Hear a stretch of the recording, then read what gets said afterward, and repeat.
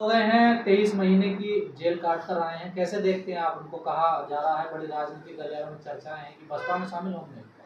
देखिए, मैं एक ही दुआ करता हूं आज़म खान साहब के लिए कि वो किसी भी पार्टी में जाएं, आरएसएस और बीजेपी को छोड़ के और उसकी समर्थित पार्टियों को छोड़ के।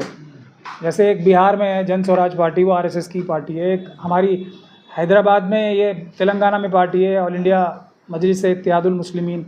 ये सब पार्टीज़ को छोड़ के अगर वो किसी भी पार्टी में जाएं, चाहे सपा में ही रहें, चाहे बसपा में जाएं, चाहे किसी और पार्टी में जाएं, लेकिन अपनी इज्जत से कॉम्प्रोमाइज़ मत करें। मैं ये सभी जो हमारे कमज़ोर वर्ग के लोग हैं उनके नेताओं से यही कहता हूं कि अपनी इज्जत, वक़ार और हक से कॉम्प्रोमाइज़ नहीं करना चाहिए। और दूसरी बात, आंसू नहीं निकलने चाहिए कभी भी। जिस नेता के आंसू निकल जाते हैं ना, वो पूरे समाज को कमज़ोर करते हैं आंसू। तो ये बहादुरी से रहें, क्योंकि अगर हम नेता बनना चाहते हैं तो हमारा पहला फ़र्ज़ ये है कि हम अगर मुस्लिम लीडर, तो पहले भी और भी बड़ा फ़र्ज़ है कि अल्लाह के अलावा किसी से न डरें। तो ये सबसे महत्वपूर्ण बात है। मेरी उनको यही दुआ भी है और सलाह भी है कि वो इज़्ज़त से रहें जहाँ भी रहें।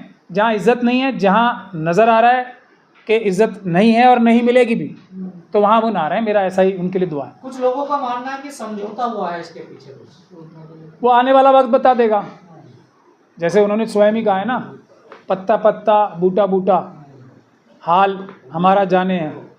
तो अभी वो आने वाले वक्त बता देगा। अगर वो कोई आरएसएस से कनेक्टेड पार्टी ज्वाइन करते हैं तो समझ में आ जाएगी बात। इसमें कोई ज़्यादा देर तो है नहीं, यूपी के चुनाव तो आए। बी पार्टी कहा जाता है बीजेपी की। देखिए, बसपा के अंदर और कांग्रेस के अंदर और सपा के अंदर और तेजस्वी यादव साहब की आरजेडी के अंदर और दूसरी पॉलिटिकल पार्टीज़ के अंदर भी आरएसएस और बीजेपी के स्लीपर सेल्स हैं। और बसपा में तो एक ही आदमी अगर निकल जाएगा तो बसपा के ऊपर ये जो सारे इल्ज़ाम लगते हैं वो एक सेकंड में मिश्रा जी के निकालते ही सॉल्व हो जाएंगे। अभी चुनाव थोड़ा दूर है, मुझे ऐसी उम्मीद है कि मायावती जी मिश्रा जी को पार्टी से बाहर का रास्ता दिखा देंगी, उसके बाद ये इल्ज़ाम ख़त्म हो जाएगा। आपको क्या लगता है क्या करना चाहिए आजम खान जी को? इज़्ज़त ना सिर्फ अपने लिए बल्कि जिस समाज को, जिस वोट बैंक को, जिस वोटर्स को वो रिप्रेजेंट करते हैं, उनके लिए बहादुरी से लड़ाई करनी चाहिए। किसी भी नेता को जेल या जेल से बाहर में मेरे ख्याल से कुछ ज़्यादा फ़र्क पड़ना नहीं चाहिए। इसका कोई बहुत बड़ा इशू बनाना नहीं चाहिए। आरएसएस और बीजेपी सभी नेताओं को मरवाना चाहती है, सभी नेताओं को जेल में भेजना चाहती है जो भी उनके खिलाफ जाएंगे, या फिर उनको वॉशिंग मशीन में से निकाल के ईडी और सीबीआई और जेल के थ्रू एक वॉशिंग मशीन जो आरएसएस और बीजेपी की है उसमें से निकाल के अपने जैसा बनाना चाहती है। इसको छोड़ के बहादुरी से, और समय आ रहा है, अब कोई ज़्यादा समय बचा नहीं है। अम्बेडकरवादियों का राज आने में कोई ज़्यादा समय नहीं बचा है, बहुजन के लोगों का भी राज आने में ज़्यादा समय बचा नहीं है। तो थोड़े दिन का संघर्ष कर लेना चाहिए, कोई दिक्कत नहीं है। जेल क्या, गोली भी मिले तो जेल लेनी चाहिए। ऐसे कयास क्यों लगाया? तो सपा के नेता हैं ना, तो लेकिन उन्होंने छोड़ी थोड़ा ये सपा पार्टी। अब वो स्वयं भी बोल रहे हैं और जो उनके साथ हुआ है वो भी है। देखिए, सपा पार्टी का अगर देखा जाए, फिर मैं वोट बैंक का शब्द का इस्तेमाल करूँगा, करना नहीं चाहिए हालांकि, क्योंकि वोटर तो मालिक होते हैं देश के।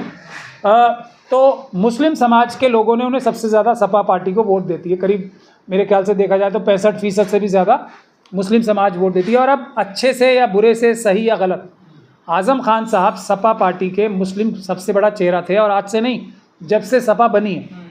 क्या उनको उतनी इज्जत मिली है? मैं कह रहा हूँ, मैं खुद मैं ये ओपनली बात कहता हूँ कि जो एक वो थे ना, ये त्यागी बन गए हैं वो बाद में, वो उनके द्वारा बनाए गए थे। और उन त्यागी साहब ने, जो वक्फ बोर्ड के चेयरमैन थे पहले, हाँ पहले उनका नाम वही था, अभी तो त्यागी है ना, आज का नाम बता रहा हूँ।